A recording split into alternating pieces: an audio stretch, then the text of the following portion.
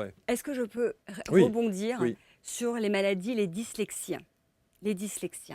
Les dyslexies, c'est des dysfonctionnements.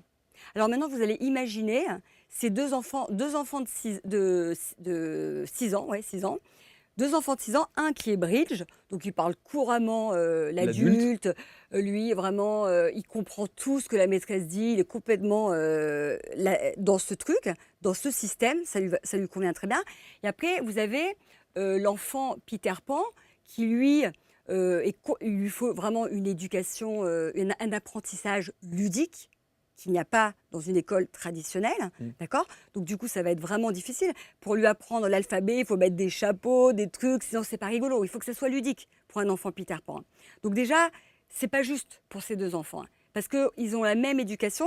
Euh, le système scolaire, c'est pour un moule, Mmh. hein, c'est Mmh. pour un Mmh. style d'enfant. Et l'enfant Peter Pan, il n'est pas du tout fait pour ça. Donc les premières années, ça va être très dur. Il va être stimulé, il va y arriver, mais ça va être très dur.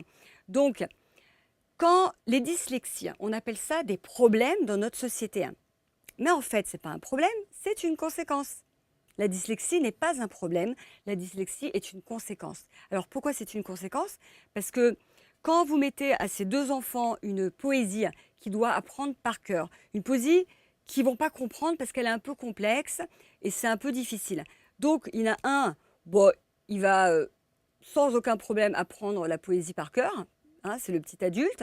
Et puis l'autre, eh ben, il va avoir besoin de comprendre tous les mots de la phrase, la phrase dans l'ensemble. Et en fait, il suffit qu'il y ait un mot, et ça va vraiment être difficile.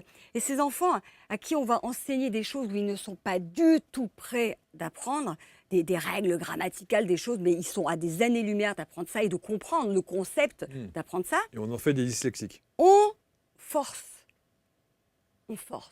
Et qu'est-ce qui se passe quand on force et quand on force et quand on force un enfant? On fait des pets au casque. On crée des dyslexies. Donc votre enfant, il est parfait comme il est. En fait, il suffirait, c'est ce que j'ai écrit à la fin de mon livre, Mmh. j'ai écrit une lettre pour Madame la ministre de l'Éducation avec 10 points de réforme, où parmi ces points de réforme, j'explique que l'école primaire, il devrait y avoir une très grande flexibilité sur la rentrée scolaire.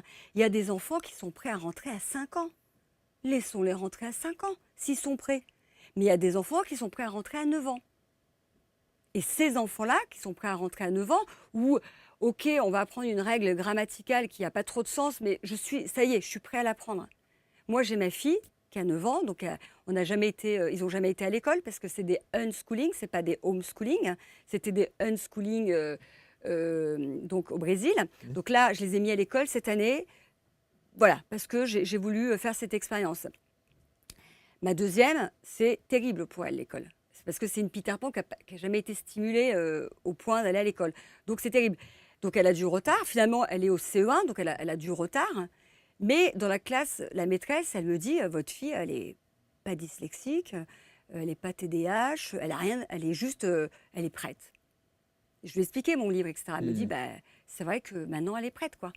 Alors qu'elle serait rentrée avant, elle n'était pas prête. Vous avez complètement raison. Et en même temps, comment vous voulez gérer ça? Ben, en fait, c'est des prises de conscience, et petit à petit, les choses évoluent. Quand je vois, par exemple, euh, quand je vois des classes de 30 élèves avec des profs qui se retrouvent face et je sais je sais de quoi je parle, puisque dans ma famille, il y a ça. Des profs qui se retrouvent avec des classes de 30 élèves, comment vous voulez gérer des cas par cas sur des enfants qui ont voilà, ces C'est difficultés-là ou ces hyper difficile. spécificités-là? C'est hyper Ouais. difficile. Ma fille aînée, c'est pareil. Ma fille aînée, pour le système français, elle est lente. Au Brésil, elle est demorada. Demorada, ça veut dire elle est tranquille. Elle est tranquille. En Guadeloupe, il n'y aurait pas de problème, quoi. Elle est Hmm. tranquille. Mais en France, il n'y a Il pas n'y de a pas de système tranquillité. comme ça, ouais, bien Elle est sûr. lente. Ouais. Et donc, du coup, il faut la presser. C'est vrai que mes enfants, ils sont arrivés à l'école tout sourire. Il y avait des élèves qui leur disaient « Et pourquoi tu souris comme ça ?» Elle me le disait « Maman, on me dit que je souris trop, etc. » Et maintenant, Ouais, en c'est une fou ça. année, bah, ils sourient moins. Ils sont beaucoup moins spontanés. Bon. Bon.